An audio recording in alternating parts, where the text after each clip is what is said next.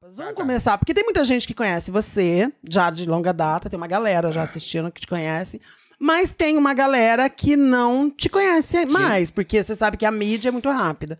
Tem gente que não sabia nem quem era Madonna, quanto mais Rúbia Bittencourt.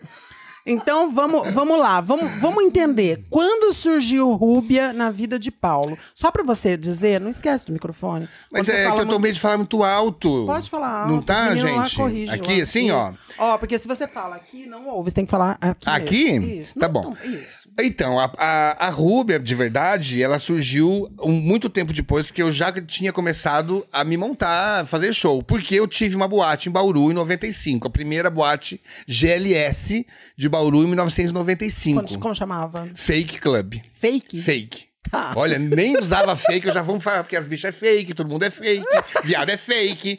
Aí, Fake Club. Tá. Mandamos fazer logotipo em agência de publicidade, gastamos uma fortuna, e me endividei pra cacete. Só que era a primeira boate gay. Quem que eu levei na primeira noite? Um grupo de boys que estavam fazendo show no shopping de Bauru. Eram acho que 6 ou 7 gogo boys. Do Trajano ainda, que era de Santos, nem sei se ele tá vivo ainda. Que tinha um grupo de gogo boys e fazia Você Gosta de Jaspion, Spectreman, essas coisas japonesas de super-herói. Levei pra boate pra fazer strip. No dia dessa apresentação, a minha apresentadora, que eu tinha ensaiado, dirigido, dado nome, comprado figurino, tudo em São Paulo, eu fui pra 25, comprei tudo, ficou trancada dentro da casa. Porque a mãe saiu, trancou e não sabia que ele tava dormindo. E ele não conseguia sair, porque as paredes, as janelas tudo cheias de grade, aquelas coisas, né? De interior, aquelas grades. Enfim, ligo pra pessoa, tipo, 20 minutos antes. Falei, cadê você? Nós precisamos soltar os boy. Não consigo, porque eu tô preso dentro de casa. Aí meu sócio, que é Humberto, que é meu sócio desde o teatro, da de 86, falou assim, usa todos os figurinos que nós compramos em São Paulo e se vira. Falei, Humberto... Se eu me vestir de mulher a primeira vez, eu nunca mais arrumo namorado na minha vida. Falou, imagina, você é doido, imagina. Aí eu me vesti, coloquei, fiz, eu tenho foto disso tudo em papel, né? E aí eu comecei a apresentar o show, e aquilo foi num crescendo, porque eu comecei a fazer stand-up, gente. Imagina, em 95 não existia stand-up, existia Chico Anísio, Jô Soares que fazia, mas essa e eu fazendo stand-up pra um público de 500, inauguração da boate, caralho. Era 500, 600 pessoas numa boate entupida, que eu tenho foto pra provar também. Gente com a cabeça no cotovelo, assim, ó. De a foto tirada de cima. E eu adorei fazer aquilo. Porque eu pude brincar pra cacete com todos os meus convidados, porque eu era o dono e eu não conseguia falar com todo mundo. Naquele momento eu podia falar com todo mundo, eu podia ser engraçado. E a gente tinha um humor muito mais ácido. Muito mais. Que hoje em dia a galera não ia sair chorando do palco. Então assim, o gordo subia no palco, a gente brincava de que ele era gordo, de que ele subia... Eu nunca vou esquecer, eu vou cortando, gente. Eu vou Adoro. Porque eu lembro que já na The Club tinha uma amiga que acho que a gente é amigo até hoje pelo Instagram e pelo Facebook, é a Samara. Se você estiver assistindo, amor, um super beijo, eu nunca esqueci de você, nunca. Ela subiu no palco pra brincar comigo. E aí, e ela era super obesa, né? Ela era super obesa, ela era obesa. E aí eu falei, qual é seu nome? Samara. Mas na hora veio. Falei, como é que você saiu do poço? Como é que você desentalou? E as pessoas gritavam. Então, assim, você tirar sarro das pessoas era muito divertido, porque não era... Mas a gente também tirava sarro da gente. A gente tirava sarro de todo mundo. De todo mundo. E aí, nessa época, então, eu conseguia brincar muito com as pessoas com quem eu não podia, com quem eu...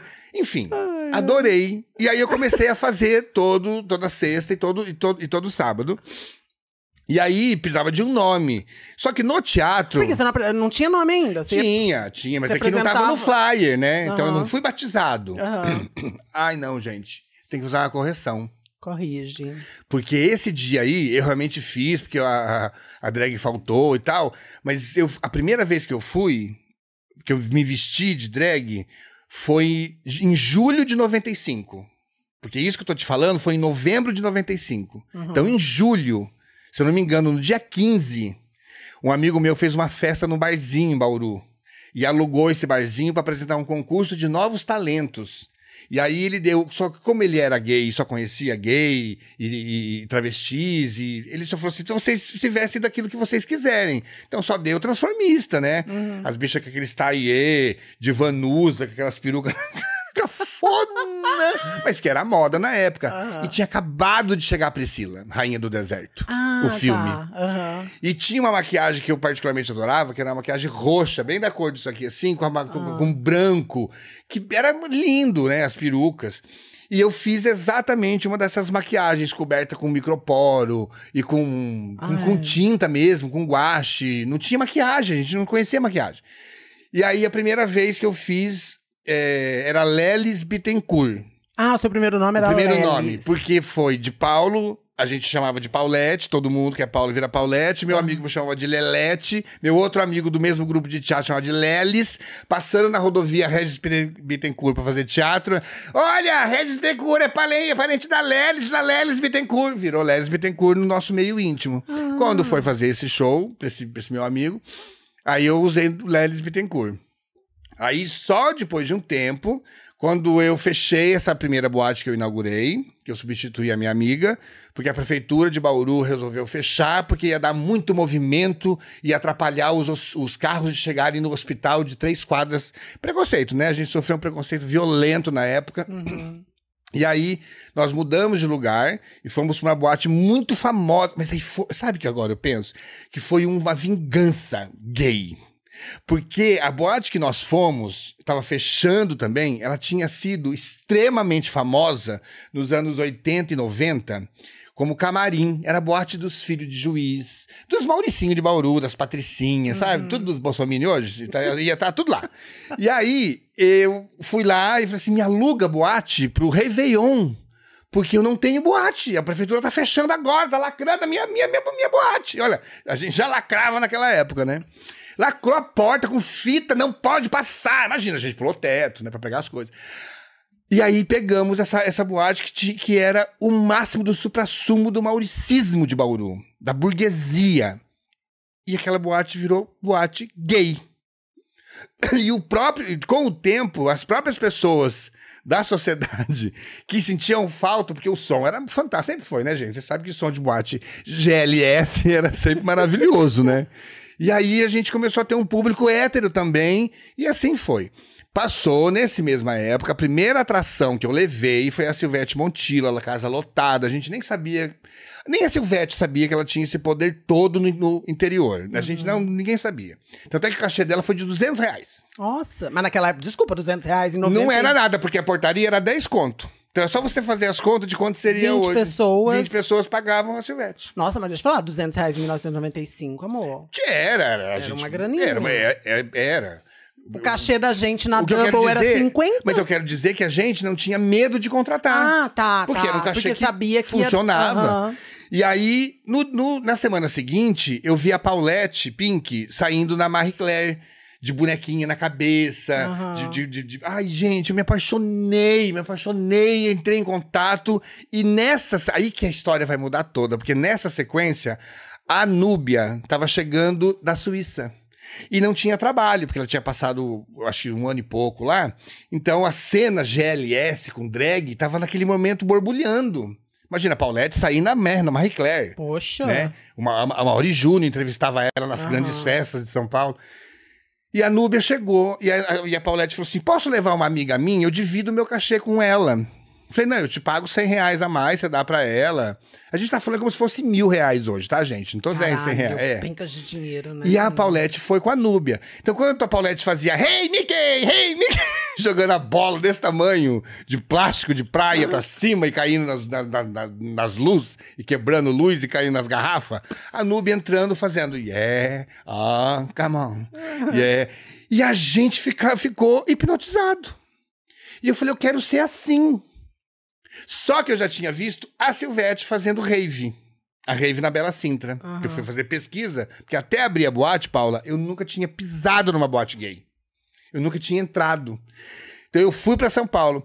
Então eu queria fazer o que a Silvete fez de animação, de animar o público daquele jeito, aquela alegria, aquela coisa. Mas eu queria ser bonita igual a Núbia. Mas querer e poder tem uma grande diferença, amor. É imenso, de anos. E aí a coisa foi rolando. Aí quando eu fui fazer o primeiro ensaio fotográfico profissional, eu copiei tudo os figurinos da Nubia. É tão bom a gente falar isso hoje, sem problema de brigar, porque hoje a Nubia foi em casa esses dias. Pegar uns fantoches para fazer um trabalho voluntário, super lindo. Maravilhosa. Então você vê, as amizades duraram depois de tanto inferno. Porque eu queria copiar, mas era uma homenagem. A gente amadurece também. Amadurece, e isso é fantástico. E aí eu fiz o primeiro ensaio e tinha que pôr o nome para mandar para as boates do interior por envelope de carta. Sim. Porque não tinha internet em 96. Aí, meu amigo falou assim, como é que você vai chamar? Lelis Bittencourt tá muito caricata pra sua aparência. Eu falei, pode ser Rúbia? Porque aí a homenagem de festa, uma homenagem... Você não então sabia? Não sabia. Mentira! Que o Rúbia veio por causa da Núbia. Da Núbia, lógico. Caralho, eu não sabia. E aí a Núbia, na época... Eu falei pra ela, eu ia na casa da Núbia, eu tenho foto com meu ex-namorado, enfim, na casa dela, a gente... ia na Praça do Bexiga comer com a Paulette. E o tempo foi passando. Só que as pessoas atrás da gente começavam a fazer... Porque é assim, gente. A Núbia, ela é ainda, né? Mas naquela época, ela era muito poderosa. De cara, de dublagem, de rosto. E não tinha Verônica, porque Verônica surgiu um pouco depois. E eu escrevi... Isso eu já tô pulando pra muito tempo depois. Tudo bem, pode ir. É porque eu vou misturando as coisas e lembrando. Tô amando. A gente... a Núbia era a única que tinha o nome de drag queen, o conceito drag, mas não a drag mais caricata como a Paulette fazia. De patins, com perucão. A Núbia usava um perucão branco maravilhoso, que era registrado até a Estoril fechar, modelo Núbia. E o macacão de lycra apertado com as barbatanas brancas, sabe? Colar. Ela era drag, mas era uma drag mais... Glamour. Mais glamurosa, muito mais. A Verônica fez uma linha meio soft porn, mais né? top drag. E meio né? pornô também, com aquelas coisas meio... A Verônica tá muito mais próxima do que hoje a Pablo, né? Mais calcinha, mais... mais pornô mesmo, indo pra esse lado, né? E eu achava incrível. E aí eu ficava muito feliz quando as pessoas vinham e falavam assim, você parece muito a Núbia. Porque eu vinha da Pinta em São Paulo. E quando eu entrava em qualquer boate, qualquer barzinho, qualquer lugar, o Alegro, lá na rua lá do Massivo, eu vou esquecer todos os nomes. Tá tudo bem. O Massivo, que assim de babado era Hostes na época. Assim de babado me viu e falou assim, meu Deus, você é a cara da Núbia. Eu ficava feliz, porque eu achava na minha cabeça, inocente, que eu tinha conseguido ficar tão bonita quanto uma drag que eu admirava. Sim. O Wagner, que morava com a Núbia nessa época, ele parou o carro na rua, me chamou, eu fui, coloquei a cabeça dentro do carro, ele falou assim, não é a Núbia! O Wagner, que morava com a Núbia, depois eu conheci o Wagner, né? E aí, então eu ficava feliz. Então foi assim que nasceu o Rúbia. Só que surgiu as fofocas e eu e a Núbia brigamos. Ficamos 3 anos sem se falar. Eu lembro que foi num... Jesus, tem coisa daqui dentro do HD. Eu não vou ser processada, não. Não, então hoje imagina. Eu liguei no orelhão. Orelhão de ficha, gente, de cartão, acho que já era cartão. Eu ligava pras boates do orelhão. Em 96, Eu ligava pras boates do orelhão. E a Núbia falou assim, você foi pra aí uma cidade, lembra da Popó Maceió? Que fazia uma bicha boiadeira? Lembro.